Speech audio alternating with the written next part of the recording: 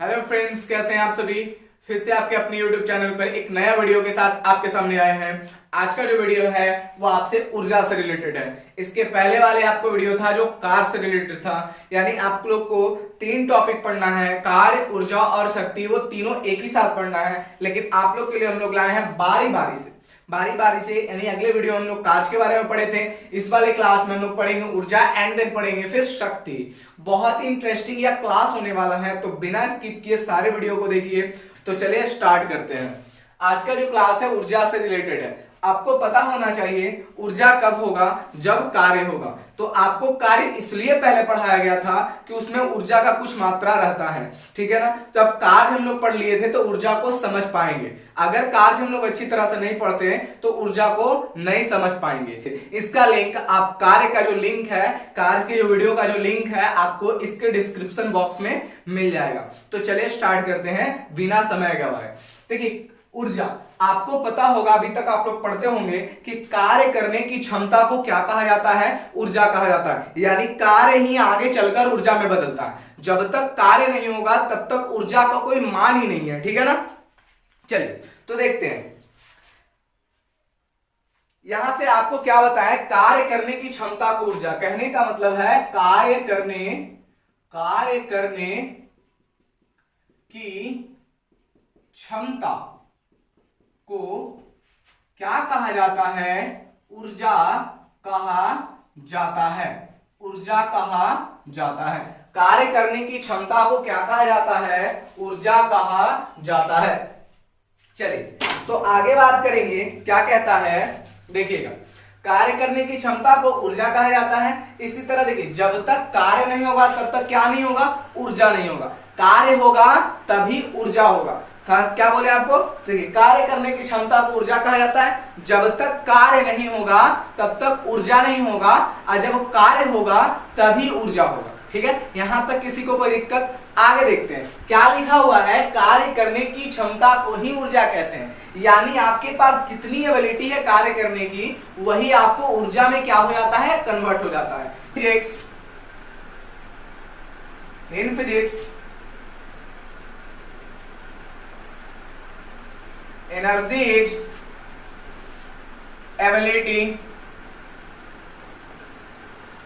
is ability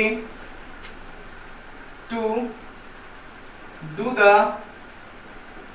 work। क्या है, भौतिक विज्ञान में हम लोग कार्य किसे कहेंगे, कार्य उसे कहेंगे जो उसकी करने की क्षमता को, सॉरी भौतिक विज्ञान में ऊर्जा किसे कहेंगे, कार्य करने की क्षमता को, एबिलिटी टू डू वर्क, कार्य करने की क्षमता को। यानी आपके पास कितना क्षमता है। अगर आपसे एक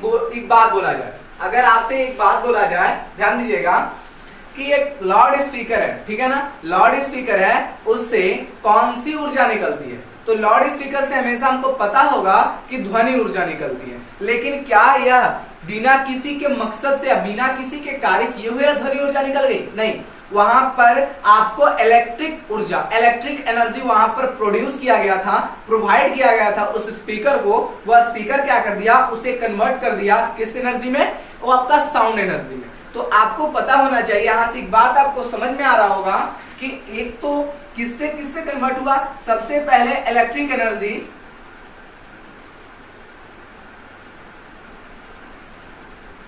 एनर्जी, कन्वर्ट हो गया कौन सी एनर्जी में,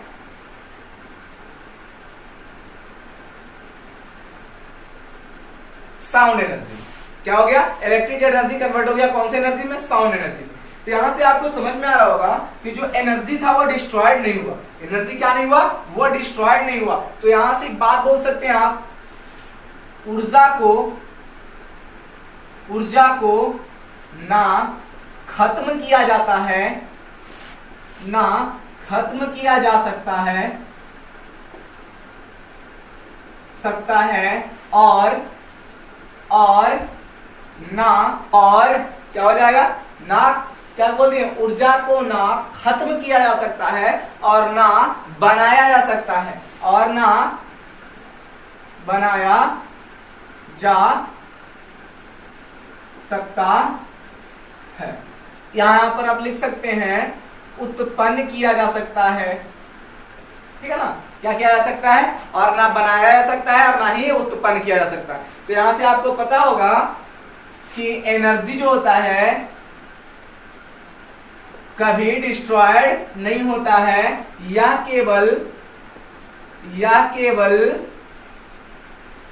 क्या होता है, या केवल एक रूप से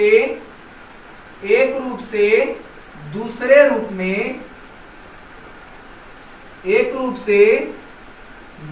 रूप में बदलता। क्या होता है, यह केवल एक रूप से दूसरे रूप में कन्वर्ट होता है। तो यहां से आपको सारे बात तो समझ में आ गए होंगे।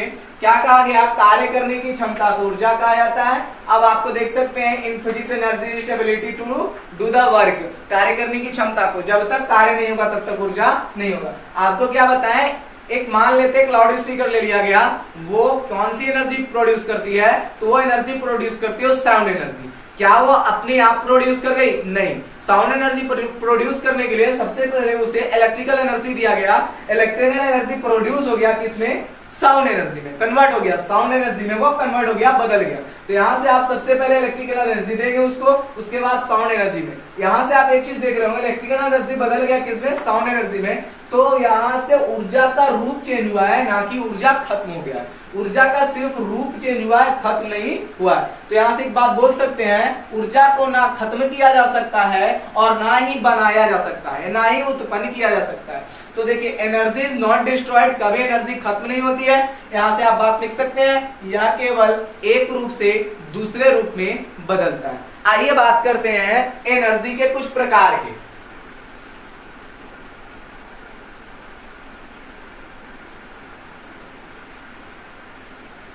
चलिए तो अब बात करते हैं इसके कुछ पॉइंट्स। क्या बताए थे, टाइप ऑफ एनर्जी। अब देखिए कॉमन फॉर्म ऑफ एनर्जी में हम लोग देखेंगे क्या है, देखिए यहां पर देख लेते हैं।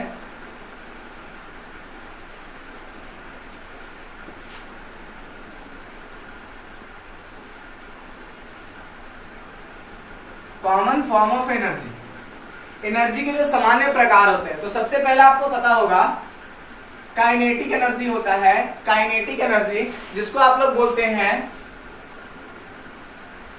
गतिज ऊर्जा। उसके बाद आपको पता होगा पोटेंशियल एनर्जी जिसको आप लोग बोलते हैं स्थितिज ऊर्जा। उसके बाद अगर बात कर लें तो आप बोल सकते हैं रेडिएंट एनर्जी, रेडिएंट एनर्जी जिसको आप लोग बोल सकते हैं रेडिएशन। देखिए क्या आता है, रेडिएशन करने का मतलब है, देखिए रेडिएट करने का मतलब सूर्य से जो प्रकाश आता है वो हमारे तक पहुंचता है एक रेडिएशन के माध्यम, एक रेडिएशन की तरह आता है, ठीक है, विकिरण के रूप में आता है। तो उस एनर्जी को हम लोग कौन सा एनर्जी बोलते हैं, रेडिएंट एनर्जी, ठीक है ना। रेडिएंट एनर्जी किससे प्रोड्यूस होता है, किससे बनता है, किससे, कहां से हम लोग चेक कर सकते हैं। जो सूर्य से प्रकाश आता है वो किसी तरंग के भांति आता है, रेडिएट के भांति आता है, रेडिएंट एनर्जी के तरह आता है। तो यहां से हम लोग बोल सकते हैं एक प्रकार होता है ऊर्जा का, उसको हम लोग बोलते हैं रेडिएंट एनर्जी। थर्ड में हम लोग फोर्थ में देख लेते हैं थर्मल एनर्जी का भी आप लोग नाम सुने होंगे। थर्मल एनर्जी बोल सकते हैं, तापीय ऊर्जा बोला जा सकता है इसको। क्या बोला जा सकता है, तापीय ऊर्जा। तो देखिए तापीय ऊर्जा कहने का मतलब है यह ताप, अगर कोई बॉडी में टेम्परेचर अधिक हो तो उसमें ऊर्जा भी बहुत ज्यादा होता है। तो यहाँ अगर देख लीजिए, बात कर लिए हम लोग काइनेटिक, पोटेंशियल, रेडिएंट, थर्मल, और भी बहुत सारे टाइप्स होते हैं, उसके बारे में भी देखेंगे। लेकिन आपको पता होना चाहिए कि आपको जो मुख्य रूप से पढ़ना है, क्या आप कह सकते हैं कि सारे चीजों को पढ़ना जरूरी है, नहीं, सारे चीजों को पढ़ना जरूरी नहीं है। इसमें सिर्फ आपको दो ही चीज पढ़ने हैं, एक काइनेटिक और दूसरा पोटेंशियल। आप ये दो पढ़िएगा, बाकी सारे में आपको क्लियर हो जाएगा। तो देखिए इसके और कुछ प्रकार हम लोग देख लेते हैं। तो प्रकार आपका पता होगा कि आप जो अगला प्रकार है, तो विचार देख लीजिए, इलास्टिक एनर्जी का भी नाम सुने होंगे। इलास्टिक एनर्जी कहने का मतलब क्या, इलास्टिक एनर्जी कहने का मतलब एक स्प्रिंग का नाम सुने होंगे आप लोग। स्प्रिंग को जब हम लोग इस तरह खींचते हैं, स्प्रिंग को जब खींचते हैं, उसको वापस छोड़ते हैं तो वापस पुनः अपनी स्थिति में आ जाता है। तो आने के लिए कोई वो काम किया होगा, वही काम किस में बदल गया, ऊर्जा में बदल गया। तो यहां से आप बोल सकते हैं इलास्टिक एनर्जी भी एक प्रकार होता है। उसके बाद आप लोग बात कर सकते हैं केमिकल एनर्जी का।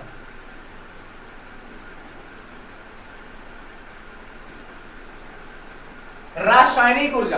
कह सकते हैं दो या दो से अधिक पदार्थों को जब आपस में रासायनिक क्रिया करवाते हैं तो एक एनर्जी मुक्त होता है, उसे हम लोग बोल सकते हैं केमिकल एनर्जी। तो आप देखिए इतने सारे प्रकार हो सकते हैं एनर्जी के, kinetic energy, potential energy, radiant energy, thermal energy, elastic energy और केमिकल एनर्जी। तो ये सारे जो बात है वो आपको पढ़ना जरूरी नहीं है, आपको जो भी पढ़ना बस दो ही दो, काइनेटिक और पोटेंशियल। कहेगा कारण, तो कारण आप मुख्य रूप से यह बता सकते हो कि मान लेते हैं कि यह एक वस्तु है, तो वस्तु अनंततः गतिमान हो सकता है या स्थिति अवस्था में हो सकता है, या वह गतिमान हो सकता है या स्थिति अवस्था में हो सकता है। तो यहां से आपको एक बात समझ में आया होगा, क्या इसके अंदर जो क्रिया हो रहा है, क्या इसके अंदर जो क्रिया हो रहा है उसे हम लोग देख पा रहे हैं, बाहर से नहीं देख पा रहे। अंदर जो क्रिया हो रहा है उसको हम लोग बाहर से नहीं देख पा रहे। क्या इसमें जो तापमान हो रहा है अंदर का, वो उसे आप बिना किसी उपकरण के माप सकते हैं? नहीं माप सकते हैं। तो चाहे तो हम लोग वस्तु को गतिमान रख सकते हैं, चाहे वस्तु को स्थिर रख सकते हैं। तो यहां से आपको पता होना चाहिए कि यह जो है आपको दो ही चीज पढ़ने हैं ऊर्जा में, वो एक हो जाएगा काइनेटिक और दूसरा हो जाएगा पोटेंशियल। काइनेटिक कहने का मतलब गतिज, अगर कोई वस्तु गतियावस्था में हो तो वो ऊर्जा जो मुक्त करता है उसे हम लोग काइनेटिक एनर्जी कहते हैं। अगर कोई वस्तु स्थिति अवस्था में हो और ऊर्जा को मुक्त करता है तो उसे हम लोग बोलते हैं पोटेंशियल एनर्जी। तो ये इतने सारे जो प्रकार है वो आपके ऊर्जा के प्रकार है। आगे कुछ पॉइंट सब लोग पढ़ेंगे। आपको पढ़ना क्या है? काइनेटिक पढ़ना है और क्या पढ़ना है? पोटेंशियल पढ़ना है। बस यही दो पढ़ना है, काइनेटिक और क्या पढ़ना है? पोटेंशियल पढ़ना है। तो देखिए काइनेटिक के बारे में बात करते हैं तो क्या बताएं? गति अवस्था में रहेगा। पोटेंशियल के बारे में तो स्थिति अवस्था में रहेगा। अगर बात करते हैं रेडिएंट के बारे में तो जो सूर्य से प्रकाश आता है वो विकिरण के माध्यम से आता है, तो वहां जो एनर्जी क्या होता है? मुक्त होता है, तो हम लोग रेडिएंट एनर्जी बोल सकते हैं। थर्मल एनर्जी, थर्मल मतलब तापीय। अगर कोई वस्तु में ज्यादा ताप हो, अधिकतम ताप प्राप्त कर ले तो उसमें ऊर्जा का मान क्या हो जाएगा? अधिकतम हो जाएगा। आगे देखिए इलास्टिक एनर्जी। इलास्टिक करने का मतलब अगर किसी स्प्रिंग को खींचे, वो छोड़े तो वापस अपनी स्थिति में चला आता है, तो वो पे जो ऊर्जा मुक्त होती है वो इलास्टिक एनर्जी होती है। केमिकल, जब दो या दो से अधिक पदार्थों को आपस में रासायनिक क्रिया करवाते हैं। कौन सी क्रिया करवाते हैं? रासायनिक। जब रासायनिक क्रिया करवाते हैं तब एक क्या होता है? एनर्जी मुक्त होता है। तो उस तरह हम कौन सी एनर्जी बोल सकते हैं? Chemical energy. चलिए बात करते हैं कुछ आगे इसके पॉइंट्स को।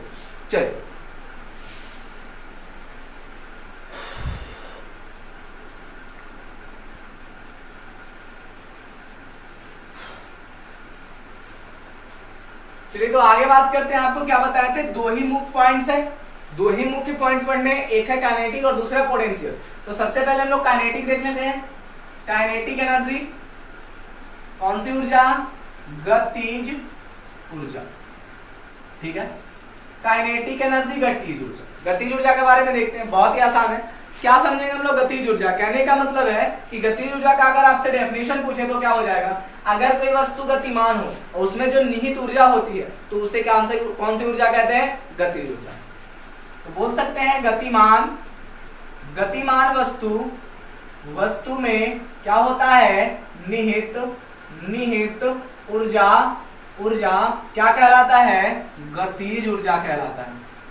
गतिज ऊर्जा कहलाता है।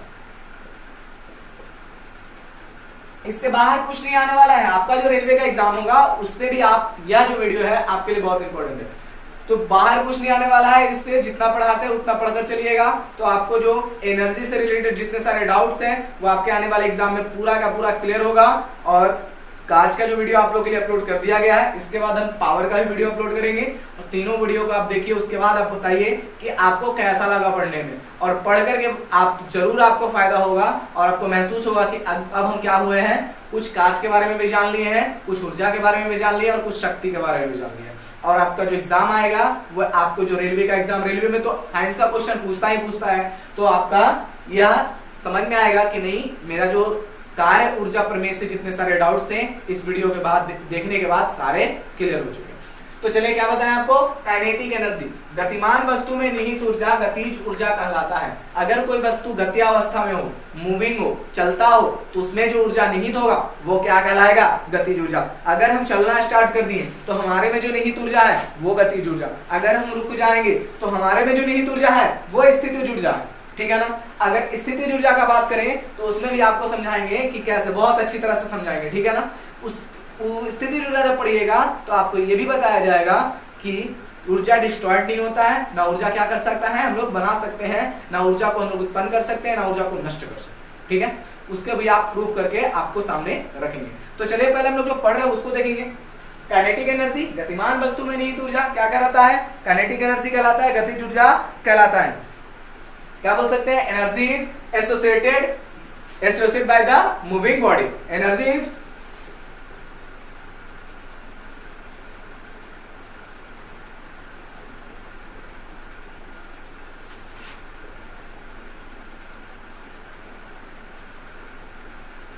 Moving body. कहने का मतलब है कि जब कोई बॉडी मूव करेगा तो उसमें निहित जो ऊर्जा होगी वही कहलाएगी, ठीक है। तो यहां से अगर इसका एसआई मात्रक पूछ दे, SI unit of kinetic energy, तो इसका भी एसआई यूनिट क्या होता है, जूल होता है। काइनेटिक एनर्जी का एसआई यूनिट क्या होता है, जूल। इसका कारण क्या है कि कार्य ही ऊर्जा में बदलता है, तो जो कार्य का एसआई यूनिट होता है वही आपका किसका एसआई यूनिट होगा, काइनेटिक एनर्जी का। इसमें वस्तु क्या रहेंगे, वस्तु जो रहेंगे, मान लेते हैं m द्रव्यमान की एक वस्तु है, m द्रव्यमान की एक वस्तु है, m kg की वस्तु है, और उसको एक सतह पर रख दिया जाए, तो रखने से इसमें ऊर्जा नहीं होगी, क्या कहना आएगा, या मूव करेगा, कितने वेग से, v वेग से, या मूव करेगा, तभी इसमें कौन सी ऊर्जा होगी, काइनेटिक एनर्जी होगी। चलिए यहां तक आप में से किसी को कोई दिक्कत है, तो ये रहा आपका काइनेटिक एनर्जी। इसी तरह हम लोग बहुत आसान तरीके से पोटेंशियल एनर्जी में पढ़ेंगे, तो इसको आप स्क्रीनशॉट लेना चाहते हैं तो ले सकते हैं, ठीक है ना। बाकी का आपको पिछले वाले भी था, उसमें हम बोलना भूल गए थे कि स्क्रीनशॉट लीजिए, तो आप जरूर नोट्स बनाते चलिएगा, बोलने की जरूरत ना हो। चलिए देखिएगा,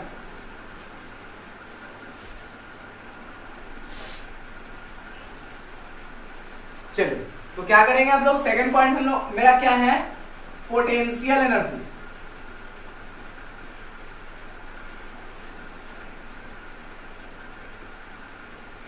पोटेंशियल एनर्जी P से डिनोट करते हैं हम लोग, ठीक है। कौन सा ऊर्जा से बोलते हैं हम लोग, स्थितिज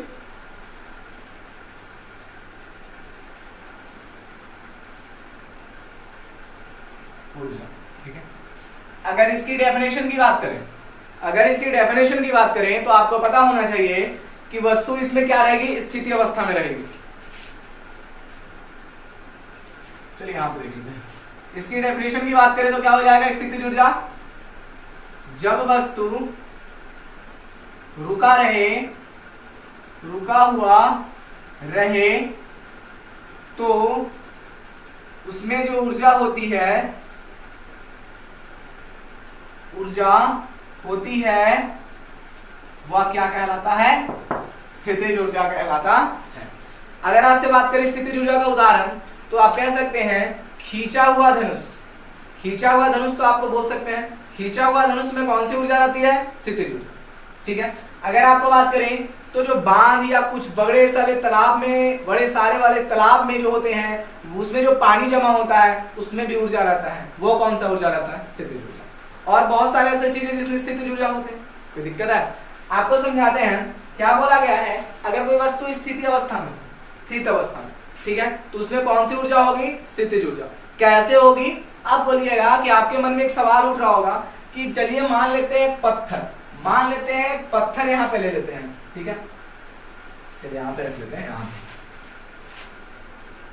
यहाँ पे क्या रख लेते हैं, एम द्रव्यमान का एक पत्थर, एम सारे बहुत सारे लिखिए ना, चलिए कोई नहीं, एम द्रव्यमान का एक पत्थर ले लिए, तो आप कहिएगा सर इसमें कौन सी ऊर्जा है, ये तो वस्तु रुका हुआ है, तो इसमें कहाँ हम समझ लेंगे कि उसमें ऊर्जा है, तो आपको यहाँ ज्ञात होना चाहिए, तो रुका हुआ है ना, रुका हुआ है। चलिए ठीक है, यहाँ नहीं, हम लोग यहाँ थोड़ा सा और हटकर बना लेते हैं, वहां कुछ और सॉल्व करना होगा। चलिए यहाँ पे समझाता है, एम द्रव्यमान की वस्तु हो गई, ठीक है, इसकी द्रव्यमान कितनी है, एम, यह कहाँ रखा हुआ है, सतह पर रखा हुआ है, आप कहिएगा कि सर यहाँ पे ऊर्जा कुछ नहीं इसका, या तो रुका हुआ है, लेकिन आपको एक सवाल बताया जा रहा है, सवाल को समझिएगा ध्यान से। अगर आप इसे यहां से उठाकर छत पर लेके चलेगा, कहां लेके चलेंगे, छत पे, या किसी ऊंचाई पर लेके चलेगा, वहां भी इसे रोक कर रखे हुए हैं, ठीक है, क्या करके रखे हुए हैं, यहां भी यह वस्तु रुका हुआ है, क्या किया हुआ है, रुका हुआ है, रुका हुआ है, ठीक है ना, अभी तक ये रुका हुआ है, अभी तक ये रुका हुआ है, फिर भी तो इसमें ऊर्जा नहीं ना होगी, अभी तक तो रुका हुआ है, तो कोई ऊर्जा नहीं है, तो ऊर्जा नहीं है इसमें, तो ऊर्जा नहीं है क्योंकि अब रुका हुआ है। अगर यहां से इसे छोड़ दिया जाए और यहां आप नीचे खड़े हो तो आपको पता चल जाएगा कि इसमें कितनी ऊर्जा है, ठीक है ना। तो आप स्थिति अवस्था में भी ऊर्जा को ज्ञात कर सकते हैं। अगर कोई वस्तु स्ट्रेट लेवल पर हो, स्थिति, अगर कोई वस्तु क्या हो,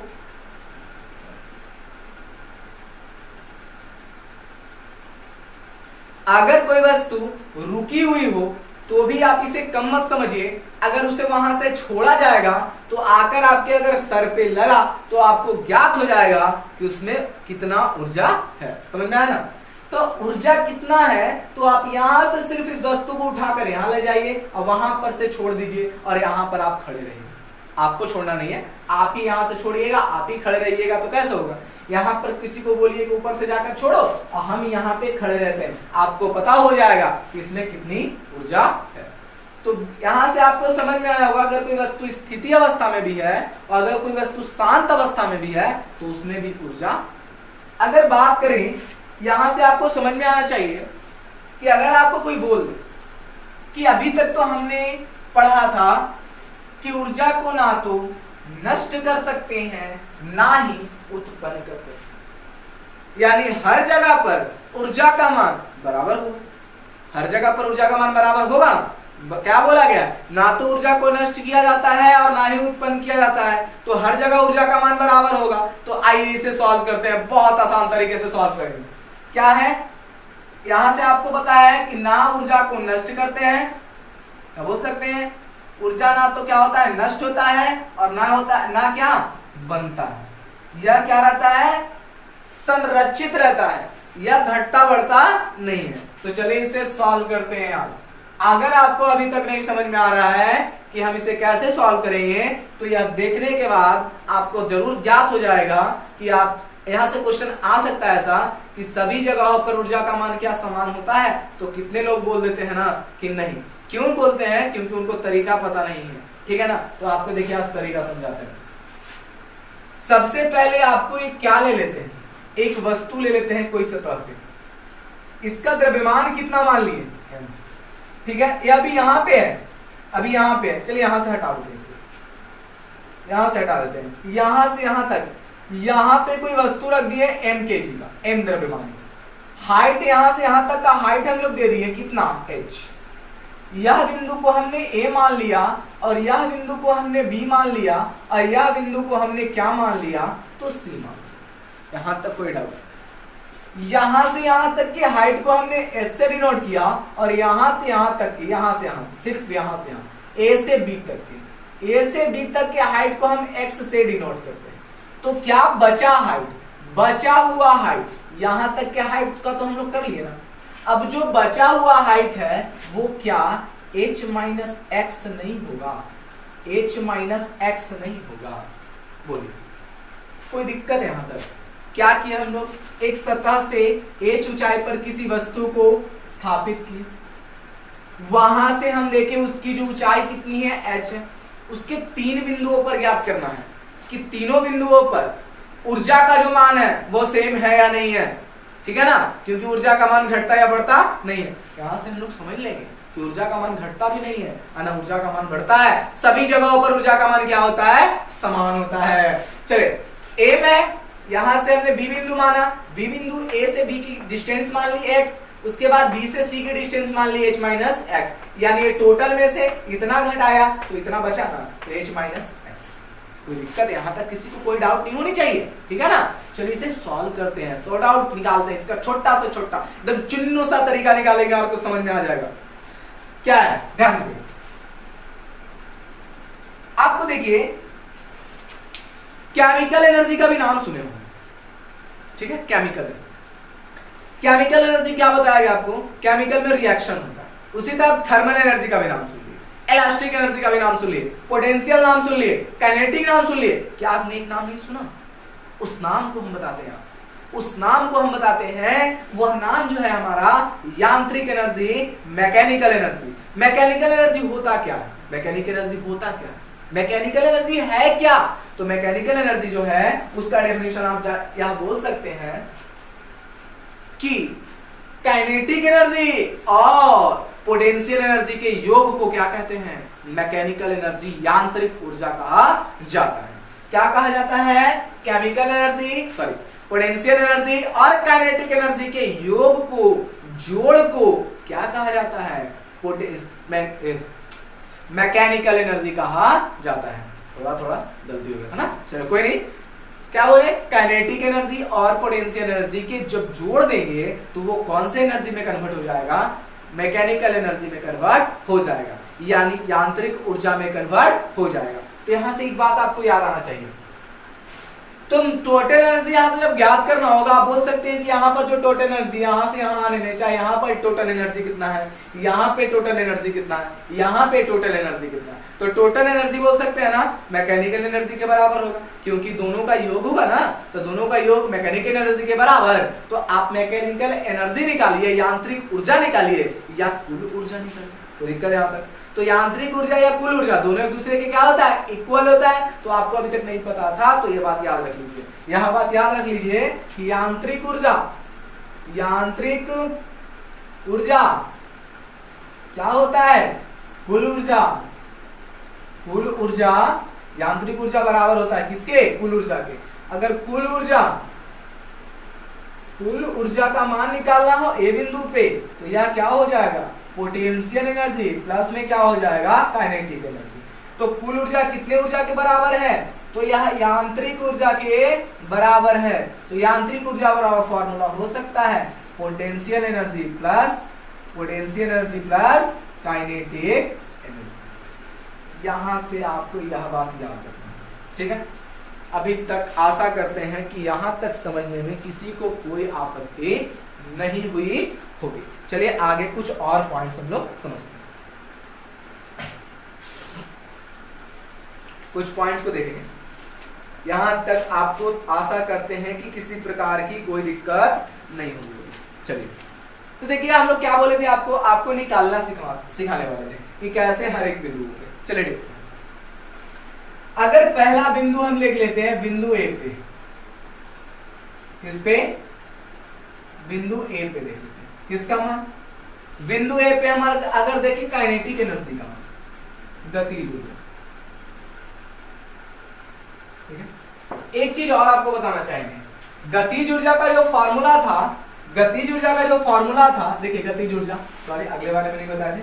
तो गतिज ऊर्जा का जो फॉर्मूला होता है काइनेटिक एनर्जी बराबर हाफ एम वी एस, और पोटेंशियल एनर्जी बराबर फॉर्मूला होता है एम जी एच। ये सबको पता है, ठीक है ना, सबको पता है ये दोनों फॉर्मूला के बारे में। यहां से आपको हम लिख सकते हैं क्या? पोटेंशियल एनर्जी बराबर पीई बराबर एम जी एच। कोई दिक्कत है यहां तक? अब देखिए, काइनेटिक एनर्जी बराबर half m v square, potential energy बराबर एम जी एच। आगे देखते हैं क्या बताए थे।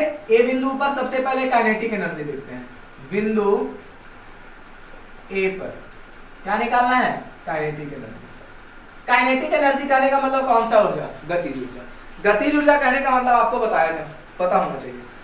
गतिज ऊर्जा, यहां से कोई वस्तु देखिए, यहां ए पे है, ए पे वस्तु कौन सी स्थिति में है? रुकी हुई है। जब रुकी हुई है तो क्या इसके वेग का मान कितना होगा? 0 होगा। तो हाफ एम वी स्क्वायर क्या होता है? Half m v square. अगर v का वैल्यू, वस्तु रुका हुआ है ना, तो v का वैल्यू कितना? तो हाफ एम इंटू 0 का स्क्वायर। तो m का वैल्यू यहां पर काइनेटिक एनर्जी का मान कितना होगा? 0। समझिएगा ध्यान से। अगर पोटेंशियल एनर्जी की बात करें बिंदु ए पे, तो फॉर्मूला होता है m g h. Height h है ना, h रहने दी। कौन से? यहां से जब वो नीचे आएगा तो किस त्वरण के साथ आएगा? गुरुत्वीय त्वरण के साथ आएगा। अब कितने द्रव्यमान की वस्तु है? तो m द्रव्यमान की वस्तु है। अगर हम यांत्रिक ऊर्जा निकाले या टोटल एनर्जी निकाले, टोटल ई का जब वैल्यू निकाले तो क्या के ई प्लस पीई ना हो जाए। के ई काइनेटिक एनर्जी का वैल्यू बताइएगा 0, पोटेंशियल एनर्जी का वैल्यू बताइएगा एम जी एच। तो यहां से आपका टोटल एनर्जी कितना हो गया एम जी। तो अगर हम इस द्रव्यमान वाले वस्तु को इस डायग्राम की सहायता से यहां अगर mgh आया है तो तीनों स्थिति, बाकी की 2 स्थितियां जो है वहां पर भी आपका mgh आना चाहिए। अगर आता है तो आप बोल सकते हैं कि ऊर्जा ना डिस्ट्रॉयड होता है ना उसे बनाया जाता है, ऊर्जा केवल एक रूप से दूसरे रूप में बदला जाता है। अगर इस सब में से किसी का मान भी mgh से अलग आता है तो यह जो नियम है वो गलत साबित हो जाएगा। तो चलिए यह ए बिंदु पर हम लोग देख लिए, कौन से बिंदु पर देखेंगे, बी बिंदु पर। लेकिन इसके पहले आप इसे स्क्रीनशॉट ले लीजिए। चलिए तो बाकी 2 जो बचे हुए हैं उनको देख लेते हैं। क्या है, एक पे हम लोग देख लिए बिंदु ए पे, बिंदु बी पे देखते हैं। कौन से बिंदु पे, बिंदु बी पे। बी पर क्या होगा, चलिए यहां से काइनेटिक एनर्जी निकालते हैं। काइनेटिक एनर्जी का जो वैल्यू होगा यहां पे चेक करते हैं। ठीक है, आपका फॉर्मूला पता है हाफ एम बी स्क्वायर। कोई दिक्कत है, हाफ एम बी स्क्वायर होगा नहीं होगा। आइए अगर बात करते हैं पोटेंशियल एनर्जी का, एक मिनट पहले काइनेटिक एनर्जी को सॉल्व कर लिया जाए। अगर हम सॉल्व नहीं करेंगे तो फिर दिक्कत होने लगेगा। अगर आप कहिएगा सर यहां से तो कुछ, यह आपको समझ में आना चाहिए कि वी स्क्वायर का वैल्यू कुछ अलग होगा, क्योंकि यहां तो वस्तु रुका हुआ नहीं ना है, यहां वस्तु चलना स्टार्ट कर दिया है चलना, तो क्या हुआ, कोई दिक्कत नहीं है। अब देखिए यहां पर देखिए वी स्क्वायर बराबर फॉर्मूला होता है आपका you square plus 2as, 2as। कोई दिक्कत है, आइए बात करते हैं। बी स्क्वायर की जगह पर वी स्क्वायर, क्या प्रारंभिक वेग 0 था, यहां से स्टार्ट किया है तो रुका हुआ था ना, तो 0 और प्लस 2 और फिर a, फिर कितना a।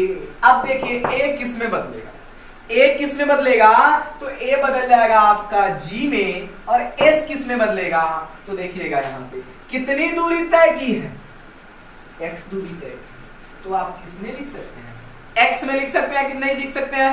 यह जो वस्तु है कितनी दूरी तय करके b तक आई है, x तय करके b तक आई है, तो यहाँ s बराबर x भी डिस्प्लेसमेंट, x भी डिस्प्लेसमेंट, तो v स्क्वायर बराबर कितना आया 2gx। तो आप क्या यहाँ पर काइनेटिक एनर्जी का मान हाफ एम वी स्क्वायर की जगह पर 2gx नहीं लिख सकते हैं, तो 2 से 2 खत्म हो गया और बचा mgx। कोई दिक्कत है यहां तक, आई। अगर आपको पता हो जाए पोटेंशियल एनर्जी Pe पता हो जाए तो काम बन जाए। फॉर्मूला होता है mgh। अगर आपको बात करें m, ठीक है, g गुरुत्वीय त्वरण, ठीक है, h की बात करें तो यहां से अब कितने ऊंचाई पर है, h माइनस x ऊंचाई पर है, तो h माइनस x हो जाएगा। अगर दोनों को गुना किया जाए तो एक बार होगा mgh और फिर इतना हो जाएगा mgx। कोई दिक्कत है, आपको पता है एक बात, कौन सी बात पता है भैया, बताते हैं कौन सी बात पता है। यहां पर आपको एक बात पता है कि टोटल एनर्जी का वैल्यू कब निकलता है, जब हम लोग जोड़ते हैं Pe को और जब हम लोग जोड़ते हैं Ke को। अगर Pe की बात किया जाए तो mgh होता है और माइनस में आपको है mgx। अगर Ke की बात किया जाए तो आपका प्लस, जोड़े ना, प्लस mgx। अगर काटने का हिसाब लगाया जाए तो यह खत्म हो जाएगा और टोटल एनर्जी का जो वैल्यू आ जाएगा वो mgh आएगा या नहीं आएगा। तो यहां से आप लोग देख लिए टोटल एनर्जी का वैल्यू mgh। ए पे देखें, बी पे देखेंगे, अब किस पे देखेंगे, तो बिंदु सी पे देखेंगे। तो बिंदु सी पे आइए हम लोग चेक करते हैं, ठीक है ना, चलिए चेक करते हैं। तीसरी पॉइंट की बात की जाए, तीसरा क्या था, तीसरा तीसरा था हमारा बिंदु सी पे। अब देखते हैं सी पर, भैया चेक करते हैं कौन सा सी पर क्या होता है। ए पे देख लिए, बी पे देख लिए, सी पर देखते हैं सी पर क्या होता है। ध्यान दीजिएगा यहां पे देखिए क्या करना है। तो सबसे पहले हम लोग काइनेटिक एनर्जी निकाल लेते हैं। फॉर्मूला होता है हाफ एम वी स्क्वायर। कोई दिक्कत यहां से यहां आने में, चलो कोई नहीं, पहले वी स्क्वायर बराबर देखते हैं। फॉर्मूला देखिए, वी स्क्वायर बराबर यू स्क्वायर प्लस 2as। आइए वी स्क्वायर के जगह तो वी स्क्वायर होगा ही होगा। प्रारंभिक वेग आपको पता है कि यहाँ पर शून्य था, शून्य का स्क्वायर होगा, प्लस में 2 के जगह 2 होगा, a के जगह कितना हो जाएगा जी, गुरुत्वीय त्वरण। s के जगह यहां से यहां आया ना, यहां से यहां कितने ऊंचाई तय किए, तो वी स्क्वायर बराबर आ गया 2gh।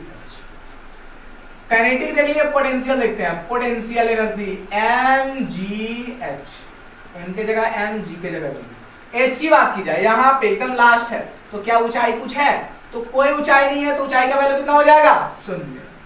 तो गुणे में शून्य, तो mgh को गुणा करेंगे 0 से तो कितना हो जाएगा। अगर यहाँ पर टोटल एनर्जी की बात की जाए, टोटल एनर्जी की बात की जाए, या बोल सकते यहाँ पर आपका मैकेनिकल एनर्जी की बात की जाए, तो क्या हो जाएगा, यहाँ पर हो जाएगा आपका हाफ एम वी स्क्वायर। यहाँ पर पहले चेक कर लेते हैं, यहाँ पे काइनेटिक एनर्जी का वैल्यू कितना आ जाएगा, 1/2 m का वैल्यू है और वी स्क्वायर का वैल्यू आ गया, कितना आ गया 2gh। 2 से 2 खत्म, mgh आया ना, तो आप mgh लिख सकते हैं और प्लस में 0 लिख सकते हो, वैल्यू mgh। तो यहां से हमने चेक किया कि तीनों जगहों पर ऊर्जा का मान कितना आया है, mgh। तो कह सकते हैं ना कि ऊर्जा हर समय क्या रहता है, संरक्षित रहता है, संरक्षित रहता है। यहां से एक सिद्धांत निकलता है, उस सिद्धांत का नाम है ऊर्जा संरक्षण का क्या सिद्धांत, क्या सिद्धांत, इसी को कहते हैं ऊर्जा संरक्षण का सिद्धांत। तो यहां से आप चेक कर चुके हैं कि सभी जगहों पे ऊर्जा संरक्षित है, तो इसी नियम को कहा जा सकता है ऊर्जा संरक्षण का सिद्धांत कहा जाता है। क्या कहा जाता है, तो इसे ही कहा जाता है आपका ऊर्जा संरक्षण का सिद्धांत, ऊर्जा संरक्षण का सिद्धांत, conservation of energy, conservation of energy. आशा करते हैं कि यहां तक जितनी सारी आपको बातें बताई गई है वो सारे समझ में आए। करना क्या है, वो करना यह है आपको कि अगर फिर भी नहीं समझ में आया, पीछे जाइए, वीडियो को फिर बैक करके देखिए, अरे अनंत समझ में आएगा। काहे डरते हैं, डरना नहीं, डरना नहीं है, डरना नहीं है, भौतिक से डरना है, डरना नहीं है, बहुत ही सिंपल है, बस आप मन लगा कर पढ़िए, बहुत ही सिंपल, ठीक है। तो चलिए यहां तक आप इसे स्क्रीनशॉट लीजिए, फिर आगे कुछ पॉइंट्स आपके लिए लाते हैं। चलिए तो आगे पॉइंट्स क्या क्या है, पॉइंट्स है, पहला पॉइंट देख सकते हैं, अभी जितने सारे बातें बताएंगे उसे क्या कहा गया था, ऊर्जा संरक्षण का सिद्धांत,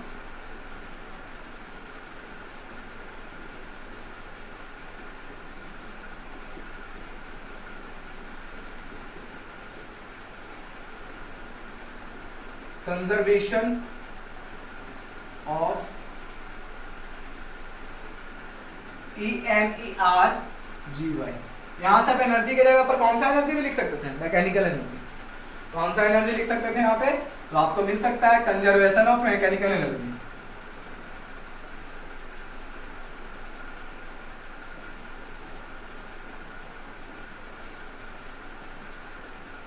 ठीक है, अब देखिए मैकेनिकल एनर्जी का डेफिनेशन पूछेगा तो क्या बोल सकते हैं, आपको बताया थे क्या, मैकेनिकल एनर्जी का डेफिनेशन पूछेगा तो क्या हो सकता है, sum of potential energy and kinetic energy. क्या हो जाएगा, sum of potential energy and kinetic energy, दोनों का क्या हो जाएगा, जोड़, दोनों का क्या हो जाएगा, जोड़। तो sum of potential energy and kinetic energy, ठीक है, दोनों का योग हो जाएगा, क्या हो जाएगा, दोनों का योग हो जाएगा। तो दोनों का योग हो जाएगा, sum of potential energy kinetic energy का योग कितना हो जाएगा, मैकेनिकल एनर्जी के बराबर हो जाएगा। आप मैकेनिकल एनर्जी बोलिए, या टोटल एनर्जी बोलिए, दोनों एक दूसरे के बराबर। आपको पीछे कहीं समझा दिया गया था। चलिए आगे कुछ और बात करते हैं। एक चीज और आपने वहां पे नोटिस किया होगा, क्या नोटिस किया उस पर भी गौर कर लेते हैं। जैसे जैसे वस्तु ऊपर से नीचे की ओर आ रही थी, जैसे जैसे वस्तु ऊपर की नीचे की ओर आ रही थी, ऊपर से नीचे, तो अनंत में आपने देखा होगा, अंत में, सॉरी अनंत बोल रहे हैं, अंत में देखा होगा आपने, पी का वैल्यू कितना हो गया था, 0, और के का वैल्यू कितना हो गया था, बढ़ गया। बढ़ गया तो कहने का मतलब 0 तो नहीं हुआ था। स्टार्ट आपने देखा तो के का वैल्यू कितना था, 0। स्टार्ट यानी जब ऊपर था तो के का वैल्यू कितना था, 0, और जब नीचे आना स्टार्ट हुआ तो के का वैल्यू बढ़ गया। तो यहां से एक बात लिख सकते हैं, जब वस्तु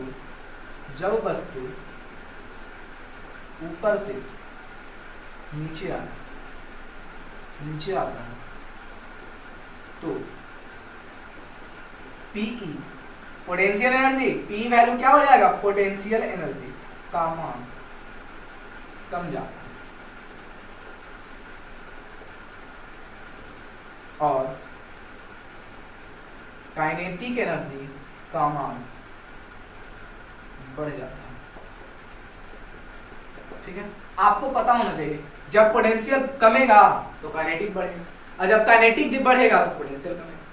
तो देखिए इतने सारे पॉइंट्स आपको समझ में आएंगे। ऊर्जा संरक्षण का सिद्धांत भी उसी को कहा गया था, कंजर्वेशन ऑफ एनर्जी। उसके बाद कंजर्वेशन ऑफ एनर्जी बोलिए या कंजर्वेशन ऑफ मैकेनिकल एनर्जी बोलिए, फिर sum of potential energy and kinetic energy, दोनों का योग क्या हो जाएगा आपका, मैकेनिकल एनर्जी।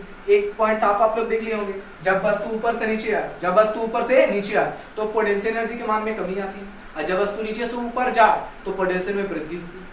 जब वस्तु ऊपर से नीचे आए तो काइनेटिक वृद्धि होती है, और जब वस्तु नीचे से ऊपर जाए, नीचे से ऊपर, कहां, ऊपर जाए तो क्या हो जाएगा, काइनेटिक में कमी आ जाएगी। ठीक है, यहां तक बात समझ में आई ना। चलिए और कुछ अब देख लेते हैं हम लोग क्या पॉइंट जो हमारा है वो इस प्रकार है। अगला जो हमारा हो जाएगा, आप लोग सुने होंगे नाम, क्या नाम सुने भैया, अभी तक तो कोई नाम ही नहीं सुने, सब समझा दीजिए। वर्क एनर्जी, कार्य ऊर्जा प्रमेय का नाम सुने हैं ना, वर्क एनर्जी प्रमेय क्या बोल सकते हैं, कार्य ऊर्जा प्रमेय, ठीक है ना, वर्क एनर्जी थ्योरम, कार्य ऊर्जा प्रमेय, वर्क एनर्जी थ्योरम। गलती लिखा गया, इंग्लिश थोड़ा कमजोर है, ज्यादा ध्यान ना दें इंग्लिश में। वर्क एनर्जी थ्योरम, कार्य ऊर्जा प्रमेय। ठीक है, बस बातें समझिए, चीजों को समझिए, चीजों को समझना बहुत जरूरी है। आप लोग रटे होंगे, आपको समझा रहे हैं, ठीक है, बस समझिए। कार्य ऊर्जा प्रमेय क्या होता है, आप ही से पूछा जाएगा, हम थोड़ी बताएंगे। आपको पता है, आपको पता नहीं है कि आप कितने बुद्धिमान हैं, आपको पता नहीं कि आपके पास कितनी ऊर्जा है। आज आपको समझ में आएगा कि हमको पता है कि कार्य ऊर्जा प्रमेय होता क्या है। कोई बात नहीं है, फिर भी समझाएंगे। उसके बाद आप कहिएगा कि हाँ सर पता है। अरे पता है आपको, काहे दौड़ाते हैं। एक वस्तु, इसका हम मास ले लिए, कितना मास ले लिए, मास ले लिए, एम नहीं लेते, इस बार इसका हम कोई ले ही लेते हैं, बहुत एम मान लिए, यहां पर इसका एम बराबर, इसका जो द्रव्यमान मान लेते हैं 2 kg। कितने केजी का द्रव्यमान मान लिए, 2 kg का। इसको हम चलाना स्टार्ट कर दिया, चल करके इनने चलाया भैया, ये बोला कि अब जब चला ही दिए हो तो थोड़ा आगे चले जा, क्या चले जा, थोड़ा आगे चले जा। आगे चले जाए तो क्या ये वाला कम जाएगा, ना कमेगा, अभी भी 2 kg। कितना kg का है, अभी भी 2 kg। अगर वेग का मान कुछ दे दिया जाए, अगर वेग का मान कुछ दे दिया, और वेग का मान दे दिया है कितना, 10 मीटर पर सेकंड। बातों को समझिए, पहले डायग्राम को ध्यान से, उसके बाद इसे पूरा करते हैं। समझिए पहले, उसके बाद पूरा करते हैं। हो गया, चलो क्या है, एम द्रव्यमान की वस्तु है, 2 kg का है, 10 मीटर प्रति सेकंड की वेग से इसे विस्थापित किया गया था, और यहां आया तो उसका वेग में कुछ कमी या वृद्धि हुआ। चलिए यहां से एक फोर्स लगा रहे हैं, कितना फोर्स, यहां 10 मीटर पर सेकंड से था, अब कितना हो गया 20 मीटर पर सेकंड इसका वेग हो गया। स्टार्ट हुआ था 10 मीटर पर सेकंड से, कितना हो गया वो 20 मीटर पर सेकंड। वस्तु का तो जो द्रव्यमान है वो तो क्या है, क्या, अरे द्रव्यमान 2 kg का है, वो तो बड़े घटेगा था नहीं, बढ़ता घटता तो है नहीं। अगर इसका भार पूछे, वेट पूछे तो mg हो जाएगा, इसका वेट पूछे तो mg हो जाएगा। उससे मतलब नहीं है हमको मतलब उससे नहीं है, हमको जो मतलब है उस पर ध्यान देंगे ना, फालतू बातों पे ध्यान नहीं देना। चलिए 2 kg 10 मीटर पर सेकंड 20 मीटर पर सेकंड, क्या इसे इनिशियल वेलोसिटी मान सकते हैं, क्या इसे u मान सकते हैं 10 मीटर पर सेकंड, क्या इसे हम v मान सकते हैं 20 मीटर पर सेकंड। तो क्या आप यह कह सकते हैं कि यहां पर क्या, यहां पर अगर आपको काइनेटिक एनर्जी का वैल्यू, गतिज ऊर्जा का वैल्यू निकालने के लिए कह दे तो काइनेटिक एनर्जी बराबर फार्मूला जानते हैं हाफ एम वी स्क्वायर। अगर कह दे भैया कि 1/2 एम का वैल्यू 2, वेग का वैल्यू 100, बोल कोई दिक्कत। अगर काटा कुटी का हिसाब कर दें तो 100 जूल आ गया सेकंड। अगर यहां देखें काइनेटिक एनर्जी तो हो जाएगा 1/2 into m into v square. अगर चेक करें तो m का वैल्यू 2 और इसका वैल्यू 20, कहने का मतलब 400, 2 से 2 कटा, आया कितना 400। यहां था 100, यहां था 400, अब कहेगा कि 300 करने से आया, हम यहां 100 था, यह बढ़ करके 400 हो गया। 300 कहां से आया रे, कहां से नहीं आया रे, कहां से नहीं आया, तूने यहां बल लगाया था कितना, इसको धक्का लगाया था ना कितना, अरे लगाया था, हाँ लगाया थे, कितना लगाया था, वही जो लगाया था ना वही 300 जूल था। 300 जूल कहने का मतलब 400 माइनस 100 बराबर 300 जूल। यह जो 300 जूल है वो तुम्हारे द्वारा लगाया गया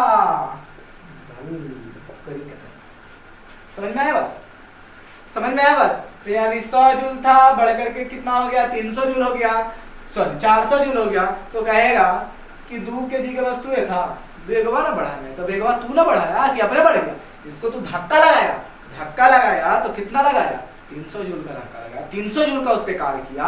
जब 300 जूल का कार्य किया ना तो वही 100 से बढ़कर कितना हो गया 400। अब वहां जो 300 जो एक्स्ट्रा था ना वो तुम्हारे द्वारा किया गया कार्य था, तुमने कार्य किया था, यहाँ धक्का लगाया, धक्का लगाया ना तो में कहा हो गया वो गति में बदल गया, यानी तुमने लगाया अब वो कौन से ऊर्जा में बदल गया, गति ऊर्जा में बदल गया। तो यहाँ से आप देख रहे हैं कि 100 से कितने जूल हो गए 400। तो 300 जूल किसके द्वारा लगाया गया था, तुम्हारे द्वारा लगाया गया बल। अब कहो कोई दिक्कत, अब कहो कोई दिक्कत, अब कहो क्या तुम्हें पता नहीं था, हाँ सर पता था। तो चलिए यही बात आपको समझाना चाहते थे कि आपके अंदर भी बहुत सारी ऊर्जाएं हैं, आप उसे यूज नहीं करना चाहते हैं, आप उसे यूज करिए, जब तक यूज नहीं करिएगा तब तक आप कोई काम के नहीं है। तो चलिए यही समझाना मेरा मेन मकसद था। तो यही देखिए, और इसे आप स्क्रीनशॉट, प्यारा सा स्क्रीनशॉट ले लीजिए, स्क्रीनशॉट लीजिए और नोट्स जरूर बनाते चलिए।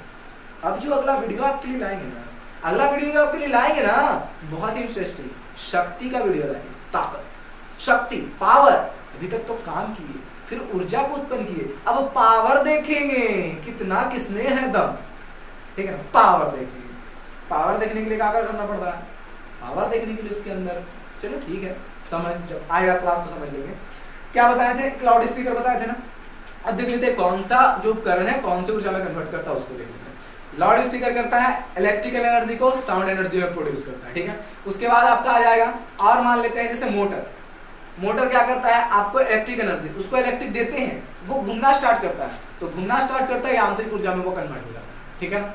तो आपको यहाँ समझ में आएगा। डायनेमो है तो मोटर जैसा, लेकिन पहले उसमें हम घुमाते हैं और इलेक्ट्रिक निकालता है, तो यांत्रिक ऊर्जा से इलेक्ट्रिकल एनर्जी बोल सकते हैं, मैकेनिकल एनर्जी से इलेक्ट्रिकल एनर्जी में कन्वर्ट। स्पीकर बताए थे इलेक्ट्रिकल से साउंड, और कुछ देखते हैं। मोमबत्ती का देख लेते हैं, तो मोमबत्ती जो है वो केमिकल एनर्जी से क्या हो जाता है, लाइट एनर्जी में प्रोड्यूस करता है, ठीक है ना, लाइट एनर्जी।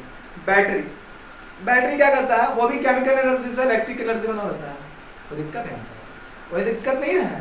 बल्ब, बल्ब क्या करता है, वो इलेक्ट्रिक एनर्जी को थर्मल एनर्जी में प्रोड्यूस कर देता है, तापीय ऊर्जा में, तो दिक्कत है यहाँ तक, तो यहाँ से आपको समझ में आना चाहिए। इस्त्री बोल देते हैं, विद्युत इस्त्री, विद्युत इस्त्री क्या करता है, वो भी इलेक्ट्रिक एनर्जी को थर्मल एनर्जी में चेंज कर देता है। अब बल्ब हो जाता है वो प्रकाशीय एनर्जी में भी चेंज करता है, ठीक है, प्रकाशीय ऊर्जा में भी। तो यहाँ तक बात समझ में आई आपको समझ में आई बात? अगर बात समझ में आई तो थम्स अप करिए जरूर, हमारे वीडियो को लाइक करिए, शेयर करिए, कमेंट करिए और सब्सक्राइब करना ना भूलें, क्योंकि आपका एक लाइक, एक सब्सक्राइब, एक शेयर हमें बहुत सा प्रोत्साहन देता है, अच्छा से अच्छा कंटेंट लाने का आपके लिए कोशिश करते हैं। तो चलिए मिलते हैं एक नए वीडियो में, एक नए कंटेंट, एक नए टॉपिक के साथ। तब तक आप लोग को हमारा धन्यवाद, आपका दिन शुभ।